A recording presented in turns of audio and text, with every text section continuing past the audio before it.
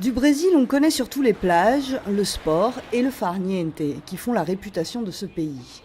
Mais il existe aussi une production littéraire riche et diversifiée que le Salon du Livre à Paris a choisi de mettre à l'honneur pour la deuxième fois.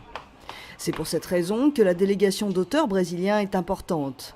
Près d'une cinquantaine d'écrivains invités, traduits en français et souvent déjà connus du public français. Parmi eux, Godofredo de Oliveira Neto. Il est professeur de littérature à l'université de Rio de Janeiro et auteur de 11 romans et de plusieurs livres pour enfants. C'est son roman L'enfant caché qui a été traduit et publié par les éditions En Volume, un roman qui avait reçu un prix en 2006 au Brésil. Pour l'auteur, l'importance de la délégation qui sera à Paris est liée à la taille et à la diversité du pays. C'est la deuxième fois que le Brésil est invité, en 98 déjà. Et je suis content parce qu'à l'époque, je faisais partie d'une table ronde avec Jorge Amado et Paulo Coelho. Et je pense que la délégation, elle est pas mal représentative du pays, c'est-à-dire c'est un pays énorme, non seulement plus de 200 millions d'habitants, mais surtout, il y a des régions comme l'Amazonie, les Pampas dans le sud, enfin, très différents. Et ça me paraît normal pour un pays si énorme, avec une diversité de projets littéraires, il faut une délégation aussi grande. Il y a plus ou moins 3 courants actuellement littéraires. Numéro un, qui maintient toutes les caractéristiques de la littérature en tant que pratique artistique propre, avec tenant compte de l'histoire littéraire du monde occidental au moins. Il y a un deuxième courant qui fait un mélange entre la haute littérature qu'on appelle, avec des clichés, des mondes un peu trash,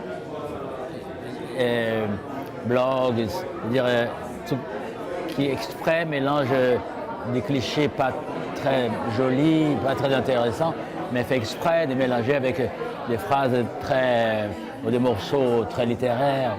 C'est un deuxième courant. Il y a le troisième courant que je crois qui attire plus l'attention actuellement, les Français surtout, l'étranger en général, c'est cette littérature qui a un côté ethnographique, c'est-à-dire qu'elle travaille les banlieues surtout, elle est née dans la banlieue, elle prétend rester dans la banlieue pauvre, elle prétend faire un portrait de soi-même, elle ne veut plus que les autres fassent un portrait d'eux.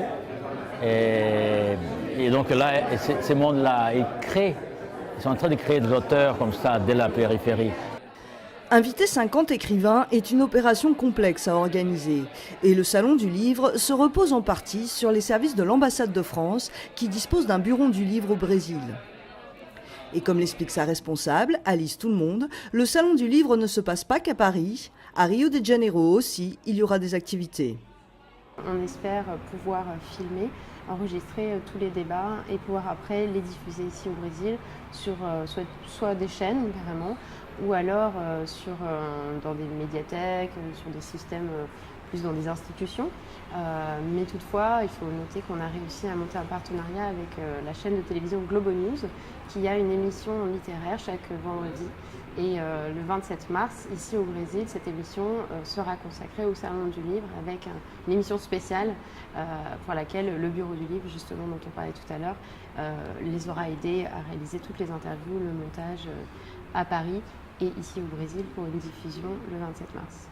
Lors de tous les grands festivals littéraires de cette année au Brésil, je pense à la Flip de Paraty, qui est un des plus grands festivals littéraires ici au Brésil, qui invite chaque année 2 auteurs français. Donc on va tout au long de l'année mettre en avant cette coopération exceptionnelle cette année. Pour trouver ces livres au Brésil, la librairie Travessa, partenaire du Salon du Livre à Paris, les propose à la vente en portugais bien sûr, mais aussi en français.